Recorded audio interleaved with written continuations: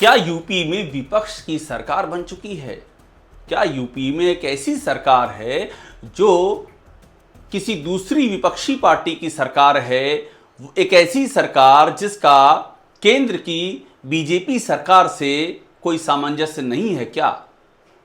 यह सवाल आपको बहुत चौंकाएगा, क्योंकि यूपी में तो बीजेपी की सरकार है, सीएम योगी आदित्यनाथ हैं और लगातार दूसरी बार बीजेपी की सरकार यूपी में रिपीट हुई है। फिर मैं ये बात क्यों कर रहा हूं और इसके पीछे है योगी सरकार का एक फैसला। नमस्कार, मैं हूं अभिषेक उपाध्याय और आप देख रहे हैं टॉप सीक्रेट।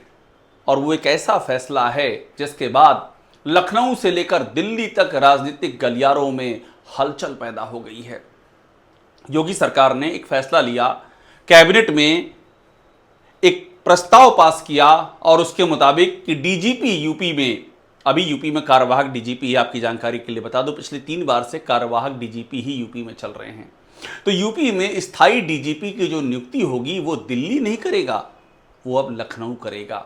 ये फैसला लिया है योगी आदित्यनाथ की अगुवाई में, कैबिनेट में ये फैसला हुआ है। और इसमें होगा क्या? इसमें होगा ये कि बाकायदा एक कमेटी बना दी गई है। उस कमेटी में कौन कौन रहेगा ये भी योगी आदित्यनाथ की सरकार ने तय कर दिया है। और लब्बो लुआब ये है कि अब स्थायी डीजीपी दिल्ली से नहीं बल्कि यूपी से ही मिलेगा। अब आप पहले दोनों का फर्क समझ लीजिए कि पहले क्या सिस्टम था और अब क्या कर दिया गया है। फिर मैं आपको बताऊंगा कि यह बात क्यों कही जा रही है कि यूपी में विपक्ष की सरकार हो गई है क्या, यह सवाल पूछा जा रहा है। और सवाल यह भी पूछा जा रहा है कि क्या योगी आदित्यनाथ ने बाकायदा ऐलान जंग कर दिया है। ये सवाल उठ रहे हैं। इस समय राजनीतिक हलकों में सबसे बड़ा सवाल है कि क्या योगी आदित्यनाथ खुद को असर्ट करते करते अब उस लिमिट पे आ गए हैं जहां से पॉइंट ऑफ नो रिटर्न होता है, यानी कि यहां से आप पीछे नहीं जा सकते हैं। क्या उस लेवल पर, उस दहलीज पर योगी आदित्यनाथ पहुंच चुके हैं क्या? खैर, पहले आप समझिए कि पहले क्या सिचुएशन थी और अब ऐसा क्या हो गया है कि ये सारे सवाल उठ रहे हैं। अभी तक नियम यही रहा है कि यूपीएससी को पैनल भेजा जाता है, यूनियन पब्लिक सर्विस कमीशन, जो केंद्र सरकार के तहत एक संघ लोक स्वायोग एक बॉडी है जो केंद्र की जो परीक्षाएं होती हैं, केंद्र स्तर की पूरे देश भर में लागू होने वाली जो परीक्षाएं होती हैं, आईएएस, आईपीएस, इन सारी परीक्षाओं को संचालित करती है। सिविल सर्विसेज की परीक्षा जिसे कहते हैं, खास तौर पर इस नाम से यूपीएससी को बहुत जाना पहचाना जाता है। तो यूपीएससी को राज्य सरकारें एक पैनल भेजती हैं और उस पैनल में शर्त यह होती है कि एक ऐसा अधिकारी जिसने 30 साल जिसकी सेवा हो चुकी हो बतौर आईपीएस और 6 महीने का रिटायरमेंट बाकी हो उसका, ऐसे अधिकारियों का नाम चुन करके सरकार, राज्य सरकार यूपीएससी को एक पैनल बना करके भेजती है। उसके बाद यूपीएससी उसमें से 3 नाम तय करता है और वापस उसको राज्य सरकार को भेजता है। राज्य सरकार उन 3 में से किसी एक पर मुहर लगाती है और इस तरह से प्रदेश में नया डीजीपी हो जाता है। यूपी में यही प्रक्रिया चली आ रही थी। मुकुल गोयल साल 2022 में हटाए गए, वो यूपी के स्थायी डीजीपी थे। उनको योगी आदित्यनाथ सरकार ने इसलिए हटाया क्योंकि सरकार का कहना था वो उनके रवैये से नाखुश थी, वे काम में दिलचस्पी नहीं लेते थे। तो जब हटाया गया मुकुल गोयल को, ये बात भी समझिएगा कि किस तरह से यूपीएससी का हस्तक्षेप होता था, जो कि अब खत्म कर दिया गया है। यूपीएससी यानी कि आप समझ लीजिए आसान भाषा में केंद्र का हस्तक्षेप।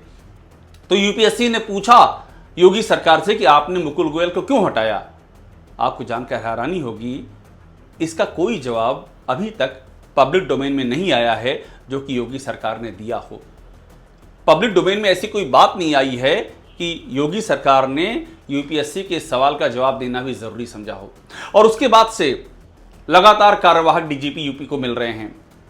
डीएस चौहान बने कार्यवाहक डीजीपी, विजय कुमार बने कार्यवाहक डीजीपी, आर के विश्वकर्मा बने कार्यवाहक डीजीपी और वर्तमान में प्रशांत कुमार भी कार्यवाहक डीजीपी हैं। तो अब जो नई व्यवस्था लागू कर दी है योगी सरकार ने, उसके मुताबिक एक कमेटी होगी। उस कमेटी को जो हेड करेंगे वो उच्च न्यायालय के एक रिटायर्ड न्यायाधीश होंगे, वो उसको हेड करेंगे। और उसके जो मेंबर्स होंगे आप वो समझ लीजिए कौन कौन होंगे। उसमें यूपी के चीफ सेक्रेटरी होंगे, यूपी के अपर मुख्य सचिव गृह होंगे, उसमें संघ लोक सेवा आयोग का एक प्रतिनिधि होगा, उसमें यूपी लोकसेवा आयोग, यूपी पब्लिक सर्विस कमीशन जिसका मुख्यालय प्रयागराज में है, उसका एक सदस्य होगा और एक रिटायर्ड डीजीपी होंगे। ये सारे उसका एक कंपोजिशन है।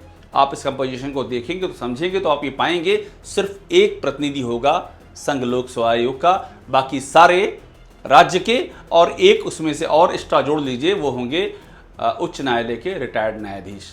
तो एक तरह से सरकार के, राज्य सरकार के हाथ में ही आ गया है। अब यहां पर चौंकाने वाली बात यह है, मैं ये क्यों कह रहा हूं कि क्या यूपी में विपक्ष की सरकार है, क्या यूपी में एक ऐसी सरकार है जिसको परवाह नहीं है केंद्र में बैठी हुई सरकार की। ये मैं इसलिए कह रहा हूं कि यूपी वो पहला गैर विपक्ष शासित, या यूं समझ लीजिए यूपी वो पहला बीजेपी शासित राज्य बन चुका है, पहला बीजेपी शासित राज्य जिसने कि ये कदम उठाया है। इसके पहले ये कहां लागू है ये व्यवस्था जो आज यूपी ने लागू की है। यूपी चौथा ऐसा राज्य है। बाकी के तीन कौन हैं? एक पंजाब है, वहां विपक्ष की सरकार है, आंध्र प्रदेश है और तेलंगाना है। आंध्र प्रदेश में टीडीपी की सरकार है, वो एनडीए का घटक, लेकिन वो बीजेपी की सरकार नहीं है। तेलंगाना में कांग्रेस की सरकार है, पंजाब में आम आदमी पार्टी की सरकार है। तो जितने भी गैर बीजेपी शासित राज्य हैं उनमें से 3 में ये व्यवस्था लागू है, और रिकॉर्ड बना दिया है यूपी ने कि पहला बीजेपी शासित राज्य बन चुका है उत्तर प्रदेश, जहां एक अलग ही व्यवस्था, मध्यकालीन भाषा में कहें एक अलग निजाम जहां पर लागू कर दिया गया है। अब यहीं पर यह सवाल उठ रहा है कि क्या ये सीधे सीधे केंद्र को चैलेंज किया गया है? क्या योगी आदित्यनाथ एक के बाद दूसरे कदम ऐसे उठा रहे हैं जो कि इस बात को इशारा करता है कि वे असर्टिव होने की कोशिश कर रहे हैं? असर्टिव का मतलब ये है कि सरकार वैसे ही चलेगी जैसा कि सीएम चाहेंगे, किसी का कोई दखलंदाजी बर्दाश्त नहीं होगी। क्या ये इसका एक फॉर्मल अनाउंसमेंट है क्या? कुछ बातों पे और ध्यान दीजिएगा। यूपी में चीफ सेक्रेटरी कौन है? मनोज सिंह है, योगी आदित्यनाथ के बेहद ही करीबी माने जाते हैं। इसके पहले दुर्गा शंकर मिश्रा चीफ सेक्रेटरी थे जो कि केंद्र की पसंद थे, और मनोज सिंह आज की तारीख में चीफ सेक्रेटरी योगी आदित्यनाथ के, कार्यवाहक डीजीपी योगी आदित्यनाथ के। और मैं उनके इसलिए कह रहा हूं क्योंकि ये एक परसेप्शन है, मैं परसेप्शन की बात कर रहा हूं। देखिए पॉलिटिक्स बिना परसेप्शन के नहीं चलती है। आप अखबार पढ़ेंगे उसमें लिखा रहता है कि योगी आदित्यनाथ के बेहद करीबी माने जाने वाले अधिकारी, या कुछ और इसको जब सोफिस्टिकेटेड वे में लिखते हैं योगी आदित्यनाथ के बहुत ही भरोसेमंद अधिकारी। इसे कहते हैं सोफिस्टिकेशन, यानी आप बात भी कह दें और बड़ा वो मलाई जैसी भाषा में गुथी हो कि उनके भरोसेमंद अधिकारी, जैसे बाकी अधिकारी उन पर उनको भरोसा नहीं है, इस तरह से लिखा जाता है। तो कहानी यही है कि चीफ सेक्रेटरी योगी जी की पसंद का, कार्यवाहक डीजीपी योगी जी की पसंद का, और अब जो स्थायी डीजीपी बनाया जाएगा इस प्रक्रिया से वो भी योगी जी की पसंद का होगा। और अब तो सवाल ये खड़े हो रहे हैं कि क्या ये मौजूदा कार्यवाहक डीजीपी प्रशांत कुमार को ही 2 साल का डीजीपी, स्थायी डीजीपी का वरदान देने के लिए यह व्यवस्था बनाई गई है क्या? क्योंकि इससे क्या होगा, प्रशांत कुमार को मई 2025 में रिटायर होना है, उनके पास पूरे 6 महीना बाकी हैं अभी। तो ऐसे में तो वो सबसे उपयुक्त कैंडिडेट हैं, वो सरकार की पसंद माने जाते हैं। उनको लेकर के एक नहीं कितने सवाल उठे, विपक्ष ने सवाल उठाए। उनके दौर में कानून व्यवस्था को लेकर के बहुत सारे सवाल उठे, लेकिन प्रशांत कुमार ज्यों का त्यों अपनी जगह पर बने हुए हैं। और अब तो ये माना जा रहा है कि 2 साल के लिए उनको एक्सटेंशन यानी कि वरदान मिलने जा रहा है, यानी कि इस प्रक्रिया में जैसे वो आएंगे 2 साल तक के लिए उनका पूरा राज यहाँ पर बतौर डीजीपी ये प्रशस्त हो जाएगा। तो यहीं पर यह सवाल उठ रहा है कि एक के बाद दूसरी ऐसी जो घटनाएं हो रही हैं वो किस बात का इशारा कर रही हैं। मैं आपको थोड़ा सा बैकग्राउंड में ले जाना चाहूँगा। लोकसभा के चुनाव हुए और उसमें बीजेपी बुरी तरह हारी। यूपी में सिर्फ 33 सीटें मिली, पिछली बार 62, इस बार 33। और जब उसकी समीक्षा की गई तो ये बात सामने आई कि अधिकारी बेलगाम हो चुके हैं। और ये बीजेपी के संगठन की 15 पन्नों की समीक्षा रिपोर्ट है। वो रिपोर्ट मैंने देखी है, मैंने उसे रिपोर्ट किया है। उसमें साफ लिखा गया कि अधिकारी बेलगाम हो चुके हैं। ये बीजेपी के अपने नेताओं की ही नहीं सुनते हैं, कार्यकर्ताओं की कोई सुनवाई नहीं होती है, और ये अधिकारी नुकसान कर रहे हैं संगठन का, बीजेपी की जीतने की संभावनाओं का। और बीजेपी की हार की एक बड़ी वजह है ये जो पूरी नौकरशाही का तंत्र है। एक नहीं कितने ही बीजेपी के विधायकों ने खुलकर के ये बात कही, बीजेपी के नेताओं ने खुलकर के कही कि अधिकारी बीजेपी को नुकसान कर रहे हैं, ये सरकार को कमज़ोर कर रहे हैं, ये 2027 में बीजेपी की संभावनाओं को नेस्तनाबूद कर रहे हैं। इसके बाद भी उन अधिकारियों पर जिनके बारे में तमाम बातें कही गई, कहीं कोई एक्शन नहीं हुआ, तब भी ये माना गया कि योगी आदित्यनाथ खुद को एसर्ट कर रहे हैं। और एक बात मैं आपको और जोड़ दूं आखिर में कि जब लोकसभा का चुनाव का नतीजा आया तो ये बात जमकर के फैलाई गई कि योगी आदित्यनाथ से पूछ के आपने उम्मीदवार नहीं दिए थे, इसलिए बीजेपी हार गई। वहां भी वही नैरेटिव, एसर्ट करने का नैरेटिव कि योगी आदित्यनाथ से पूछेंगे तो बीजेपी जीतेगी। हालांकि सवाल ये भी था कि योगी आदित्यनाथ से तो साल 2017 में जब वो सीएम के दावेदार भी नहीं थे, जब उनका नाम भी कहीं नहीं था, तब भी तो नहीं पूछा गया था। तब कैसे बीजेपी 325 सीटें ले आई 2017 में? 2014 में जब कहीं योगी आदित्यनाथ इस पूरी प्रक्रिया में थे भी नहीं, तब कैसे यूपी में बीजेपी की 71 सीटें आ गई? 2019 में भी उनसे पूछ के टिकट नहीं दिए गए थे लोकसभा के चुनाव में, जब सपा बसपा साथ में मिलकर लड़े थे, तब भी बीजेपी ने 62 सीटें जीती। तो जब जीते तो उसका श्रेय भी योगी आदित्यनाथ को, और जब हारे तो उनसे पूछ के टिकट नहीं दिया इसलिए हार गए। इस तरह के नैरेटिव भी जमकर के चले और चलाए गए, और यहां तक कि सूचना विभाग की शिकायत हुई केंद्रीय नेतृत्व से कि ये सूचना विभाग ये अपनी ही बीजेपी के नेताओं का चरित्र हनन करता है, उनके खिलाफ बातें प्रचारित करवाता है। एक एग्जाम्पल आपको दूं भी हरियाणा का। वहां यह कहा गया कि बटेंगे तो कटेंगे, ये नारा योगी आदित्यनाथ का जो था, इसने हरियाणा में हारी हुई बाजी जिता दी।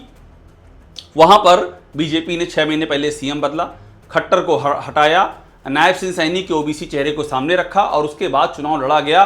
प्रधानमंत्री नरेंद्र मोदी लगातार वहां कैंपेन करते रहे, बीजेपी जीती, लेकिन नैरेटिव ये बिल्डअप किया गया कि योगी आदित्यनाथ ने कहा बटोंगे तो कटोंगे, और बीजेपी हारी हुई बाजी जीत गई।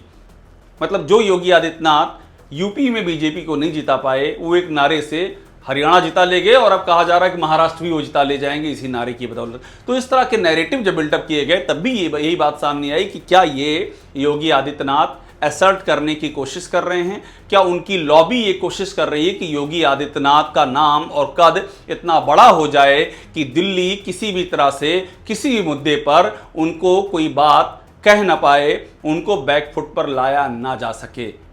तो ये सवाल लगातार उठ रहे हैं, और ये जो व्यवस्था हुई है नए डीजीपी की यूपी में नियुक्ति की, इसने इन सवालों को और भी ज्यादा गहरा कर दिया है।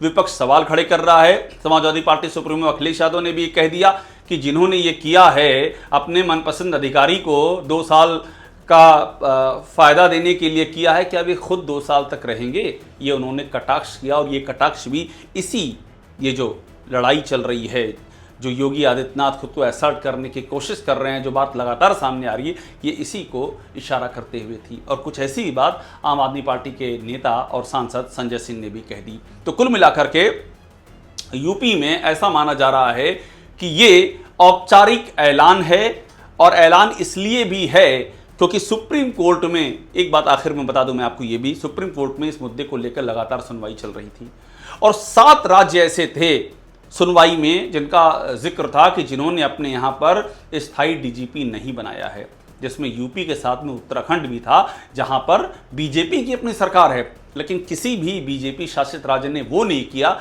जो योगी आदित्यनाथ ने कर दिया।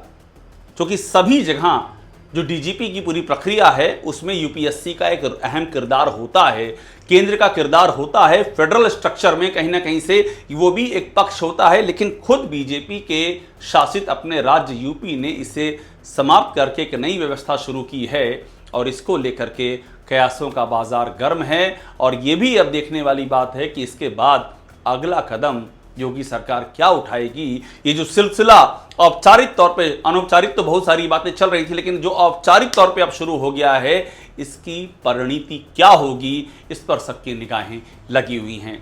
टॉप सीक्रेट पर अभी के लिए इतना ही। आप हमारे चैनल को देखिए, लाइक कीजिए, सब्सक्राइब कीजिए, बेल आइकन दबाइए, और यहाँ पर आपको वो सारी खबरें मिलेंगी जो लीक से हटकर हैं और जो सिर्फ आपको यहीं मिलेंगी।